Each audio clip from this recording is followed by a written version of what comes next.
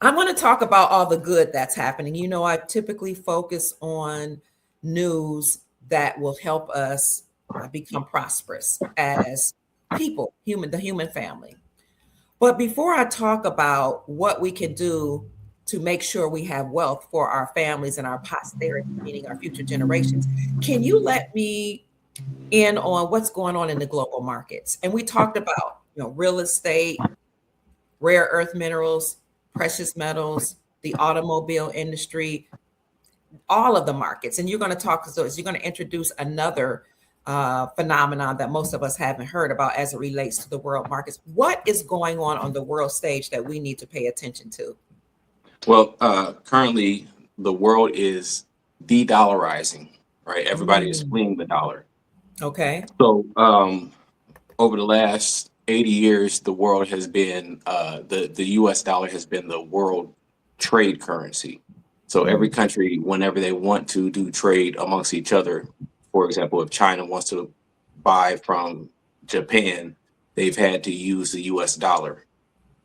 That creates a strong connection to the U.S. for all of the countries that are using the dollar, and it has been weaponized by America, right? So if you go against the U.S., they will sanction you, right? They will hold mm, your money, and you will not be able to access that money. So a lot oh, of countries are now fleeing the dollar. They're actually selling their bonds, right? So the U.S.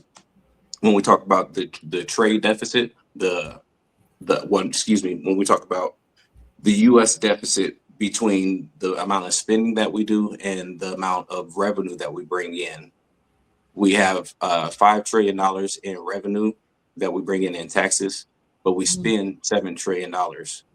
So there's a $2 trillion deficit.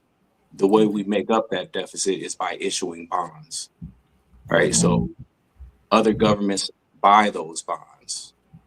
But what you've been seeing over the last year or two is these countries actually selling off these bonds. Hmm. And we are currently looking for more buyers. No one in the global market is right now buying the US bonds. Mm, So now you have the Federal Reserve. The Federal Reserve is the buyer of last resort. So okay. yeah, so when nobody else buys, the Federal Reserve buys the bonds. All right. So by how they do that, they print more money, right? And Mm. then that causes the inflation so that we incur the costs. And the Federal Reserve is connected to the United States Incorporated. That's their monetary system, correct? Yes. Okay. Okay. All right. So they've been buying up the bonds, which means that I would assume that it looks like the markets would be doing well. Is that how are they propping up the market by buying up their own bonds? Yes. They're buying bonds and they're also buying up stocks. All right. So Mm, the stock market right now is artificially inflated because we have major corporations and the Federal Reserve buying up stocks to prop up the stocks, the stock mm. market. Okay. And we're going to get to this. Thank you for your question. We are going to have a question and answer period. I don't know if this is the right time to bring up this question, Mr. Lattimore, but someone wants to know. This is Alicia. I'm sorry, Alicius. Can you please touch on the government still meeting about the looming shutdown? Yeah. So the government shutdown is actually due to the fact that we can't finance our bills. They're giving different excuses, but right Right. now we're actually literally, again, we have a situation where we cannot finance all of what we uh our expenses are. And Mm, so we're going to have to cut spending, right? Um it's difficult for the society to accept how they're going to have to slash cut funding. Right. So the best way to do that is with the government shutdown. So that is a perfect excuse for why we will see, for example, more jobs being cut in the mm, federal government. right? Well, this is going to be the reason why we're going to see more spending being cut by the government as well, right? So it's just like a household. If you have too many expenses, and you have more expenses than you have revenue or income, then you have to cut your spending, right? So America is looking at where we can cut our spending.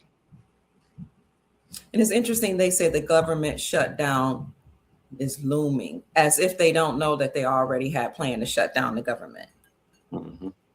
And it's funny because when they reopened the government, they said that they would only be extending it until January 31st, It sure did. and that they would have to come back to the table and agree on their expenses. So this is all about the finances of the government. How can we finance our debts? And you had told me before that they didn't make enough money during the holidays. So I think that was you, that they didn't make enough money. So what they did was they shut down the government on September the 30th, which was at midnight, which led to October 1st, my birthday. They shut it down, but they reopened it November, December to, I think, to generate spending between Thanksgiving and Christmas, but they didn't make they didn't make a whole lot of money. And so what they did is they did this panic spending by causing a storm, an ice storm across America, telling everybody we're going to have an ice storm. People rushing to the stores to buy things in a frenzy, panic spending. And what it looks like was probably because they didn't make enough money during Thanksgiving and Christmas. And now here we are at the end of January about to have another government shutdown. And like you said, they just don't have enough money. They'll try to do things to get you to spend money, but they don't have enough. Yes, and even during the holiday season, because when you consider the holiday season, the Mhm. holidays is the biggest time of spending in the country for the year, Okay. right? So that's when companies are expecting to have an abundance of revenue coming in. Not only did they not make a lot of what they expected, but also there were a lot of returns on items that were bought after the Oh, holiday. really? Yeah. Okay. Okay. So that obviously affects these corporations even more. So they need money, and we're actually right now at having a liquidity crisis, Hmm. meaning that we do not have enough cash as a country, right, to keep the economy afloat. Mm. Right So now, when you look at the the financing of major corporations, right? The corporate financing usually corporate financing, you usually get a 3 to 5 year loan, and okay. then you have to refinance your loan, right? 3 years ago, 5 years ago, these companies were getting loans at close to 0% interest rates. So it was what they were calling free money, right? So when the economy is doing well, it allows for the banks to lend out money without discretion, right? Without really looking at the books of the companies that they're loaning the money to. When you have a crisis, that's when the banks have to be more concerned about who they're lending the money to. Also, when you go back to the fact that you have to refinance these loans 3 to 5 years later, and we're at that point right now where these companies are having to refinance. They're not financing at the 0% interest rates that was previously given. They're now refinancing these loans at 6 and 7% interest rates, which that means that these companies actually cannot afford to pay the loans. So we're having a lot of bankruptcies that are occurring behind the scenes. Is this why we've heard some rumors about, and it might be true, might not just be rumors, about Amazon laying off tens of thousands of people, and I think UPS even? Is that Yes. related to what you're talking about? Okay. Yes. So Okay. UPS and Amazon, as you mentioned, just laid off about 15,000 people, I believe. Okay. That was just a few days ago. So they've been laying off a lot of people. And then you also, when you talk about liquidity crisis, people don't have money, right? So Right. over the last few months, companies have been overproducing with the expectations that they would have buyers, right? So now Mm. they don't have the buyers that they were expecting because people are in a money crunch. So Mm. the first thing that you do as a company when you have oversupply and you can't sell that, you start firing people to cut your expenses. And so companies are cutting their expenses by laying people off.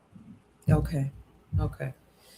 Whew. Okay. So we talked about, the bond market somewhat. Someone wondered, is it a good idea? I don't know if you give this type of advice, but is it a good idea for people to buy bonds in order to diversify their portfolio? It is a strategy that most financial advisors give. In fact, Okay. the vast majority of financial advisors will say to invest 60% in stocks and 30%, or excuse me, 40% in bonds. Mm. But right now, this year and last year, they've actually, for the first time, been advising people to invest in hard assets, gold and silver. Okay. So, in fact, this is a time where people are not buying bonds. So, I Mm. would be leery of the bond market. And if you do invest in the bond market, you should study it thoroughly. That's something you told me a long time ago when I asked you, what should I invest in? This is when I was first thinking about gold and silver. You said, first of all, you have to invest in what you understand. So study. And then you said, invest in what you can afford. So always look at your budget and see what your budget allows. So I'm glad you said people need to study the bond market before they just dive in. Absolutely.